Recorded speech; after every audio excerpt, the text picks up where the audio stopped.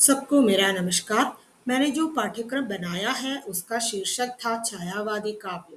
तो उसमें मैंने सबसे पहले आप लोगों को छायावाद के सामान्य परिचय दिया है और उसके बाद छायावाद की प्रवृत्तियों से परिचय कराया और उसके बाद छायावाद के प्रमुख कवि और उनके व्यक्तित्व से रूबरू करा दिया।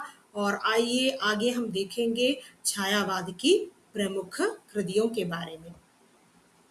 तो अब तो जानते हैं छायावाद के प्रमुख कवि कौन कौन हैं। तो छायावाद के चार स्तंभ यानी कि जयशंकर प्रसाद, सूर्यकांत त्रिपाठी निराला, महादेवी वर्मा, सुमित्रानंदन पंत, ये सब छायावाद के प्रमुख हस्तियां हैं। तो जयशंकर प्रसाद की रचनाएं देखिए आप। कामायनी उनका जो महाकाव्य है, आंसू, लहर, झरना, ये सब उनकी रचनाएं। सूर्यकांत त्रिपाठी निराला, उनकी रचनाएं देखिए। परिमल, गीतिका, तुलसीदास, अनामिका। महादेवी वर्मा की रचनाएं देखिए। नीरजा, रेशमी, नीहार, सांध्य गीत। सुमित्रानंदन पंत की रचनाएं हैं पल्लव, गुंजन, ग्रंथि, वीणा, उच्छवास। तो आगे जयशंकर प्रसाद की जो काव्यों में जो विशेषताएं हैं वो आप देख लीजिए। उनकी जो कविताओं में हम कुछ ऐसी विशेषताएं देखते हैं। भाव पक्ष में जो है प्रेम और सौंदर्य का चित्रण, वेदना और निराशा का स्वर, नारी की महत्ता, देश प्रेम की भावना, आध्यात्मिक रहस्यवाद। शिल्प पक्ष में लाक्षणिकता एवं प्रतीकात्मकता, बिंबात्मकता, छंद विधान, अलंकार योजना, भाषा शैली, ये सब उनकी कविताओं की खासियत है। तो प्रेम और सौंदर्य, नारी के सौंदर्य का वर्णन उन्होंने इस प्रकार किया है। नील परिधान बीच सुकुमार, खुल रहा मृदुल अध खुला अंग। इतना सुंदर वर्णन है।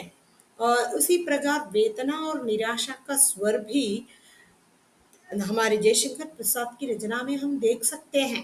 आंसू में हो या कामायनी के प्रारंभिक सर्ग में मनु जो शिला के ऊपर बैठकर कैसे विचिंतन कर रहे हैं, वहां पर भी वेदना की भावना है। जो नारी की जो महत्ता, नारी तुम केवल श्रद्धा हो, ऐसी जो पंक्तियां अन्यत्र कहीं भी हमें देखने को नहीं मिलती। देश प्रेम की भावना के बारे में बताएं तो आप देखिए, हिमाद्रि तुंग श्रृंग से प्रबुद्ध शुद्ध भारती, स्वयं प्रभा समुज्वला स्वतंत्रता पुकारती। ये भी उनकी जो भावना है।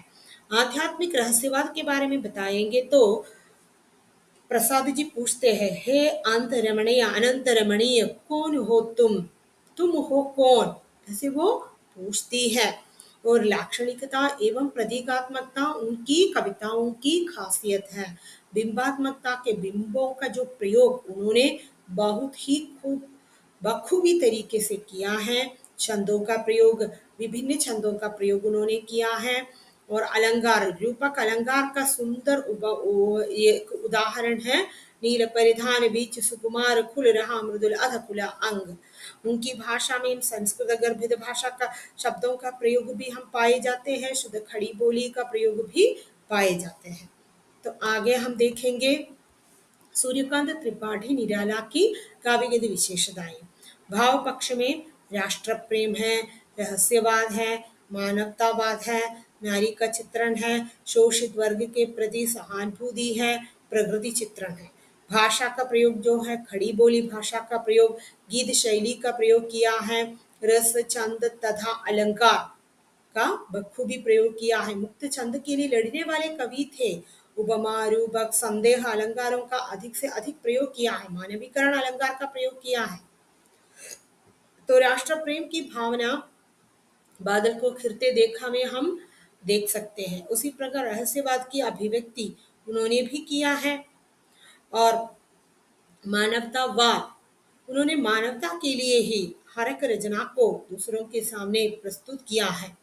नारी के जो चित्रण हम देखते हैं, नारी के जो उनकी जो सरोज स्मृति में उन्होंने किस प्रकार अपनी बेटी का चित्रण किया है। 19वीं वर्ष की अपनी बेटी का जो सुंदर सूर्यमी चित्र उसमें देख सकते हैं। शोषित वर्ग के प्रति सहानुभूति उनकी रचना में हम देख सकते हैं। वो तो छायावाद के बाद प्रगतिवाद की रचनाओं में खासकर हम देखते हैं। वो तोड़ थी पत्थर कविता में देखा उसे मैंने इलाहाबाद के पद पर, वह तोड़ती पत्थर। उसमें नारी का वो चित्रण भी सुरभि है, उस वो तोड़ती पत्थर में प्रकृति का चित्रण। बादल को खिलते देखा में भी प्रकृति का सुंदर सुरभि चित्रण किया है। ये भी नहीं, ये हम मानवीकरण अलंकार के लिए हम बताते हैं जूही की कली, उसमें भी उन्होंने प्रकृति का सुंदर सुरम्य चित्रण किया है। मानव का जो व्यापार प्रकृति पे उन्होंने आरोपित किया है। विजयनगर वल्लरी पर सोती थी सुहाग भरी नीर स्वप्न मग्न, अमल कोमल तन तरिणी जूही की कली। उनकी भाषा भी देखिए आप लोग, ये विजयनगर वल्लरी पर सोती थी, वो भी बहुत उसके लिए बहुत बड़ा मिसाल है। और रस छंद अलंकार इन सारी की सारी दृष्टियों से उनकी कविताएं हिंदी साहित्य के लिए एक मील का पत्थर सिद्ध हुआ है। तो आगे महादेवी वर्मा, उनकी जो भाव पक्ष की विशेषताएं, पीड़ा की भावना में नीर भरी दुख की बदली, उसमें जो वेदना और पीड़ा की भावना है, प्रकृति के प्रति अनुराग, प्रिय चिरंदन है सजनी क्षण क्षण नवीन सुहागिनी में, तुम हो विधु के बिंब हो, उसमें भी प्रकृति के प्रति उनका अनुराग, उनकी जो रहस्यवादी भावना प्रकृति के हिसाब से हमारे सामने आते हैं। आनंद की भावना, जो सुख की भावना उसकी रचनाओं की खासियत है। प्रेम की साधना की कवि हैं, अज्ञात सत्ता के प्रति प्रेम की भावना उसकी रचनाओं में कूट कूट कर भरी हुई है। रहस्यवाद भी देखने को मिलते हैं। उनकी कविताएं जो हैं संगीतात्मकता की दृष्टि से ही बहुत बड़ी कविताएं हैं। बीन भी हूँ मैं तुम्हारी रागिनी भी हूँ, ऐसी पंक्तियां, मैं नीर भरी दुख की बदली। भाषा, उनकी भाषा ब्रज भाषा का प्रयोग किया है, खड़ी बोली का प्रयोग किया है। उन्होंने रूपक और उपमा अलंकारों का अधिक से अधिक प्रयोग किया है। संबोधन शैली, चित्र शैली का प्रयोग उन्होंने किया है। और सुमित्रानंदन पंत की काव्यों की जो विशेषताएं देखेंगे तो सौंदर्य दर्शन, प्रेम और श्रृंगार भाव, कल्पना के विविध रूप, व्यक्तिवाद, नारी के अतीन्द्रिय रूप, वेदना की विवृत्ति, प्रकृति चित्रण, रहस्य भावना, दार्शनिकता, समन्वय भावना, रस निरूपण आदि। तो शिल्प पक्ष में देखेंगे तो नवीन अभिव्यंजना पद्धति, प्रतीकात्मकता, चित्रात्मक भाषा, नवीन अलंकारों की योजना। इस छंद विधान में मुक्तक छंद के अपेक्षा तुक्कांत छंदों का प्रयोग सुमित्रानंदन पंत ने किया है। तो एक उदाहरण के लिए, बांसों का चुरमुट, संध्या का छुटपुट, है चहक रही चिड़िया, उनकी पंक्तियां हैं ये। उसी प्रकार प्रथम रश्मि का आना रंगिनी, तूने कैसे पहचाना, कहाँ कहाँ है बाल विहंगिनी, पाया तूने ये गाना। इसी प्रकार हवा हूँ हवा में बसंती हवा हूँ, वही हाँ वही जो युगों से गगन को बिना कष्ट श्रम के संभाले हुए हो, हवा हूँ हवा में बसंती हवा है। इस प्रकार जो हिंदी साहित्य में इन चारों कवियों ने अपनी गहन अनुभूतियों के माध्यम से साहित्य को समृद्ध किया है।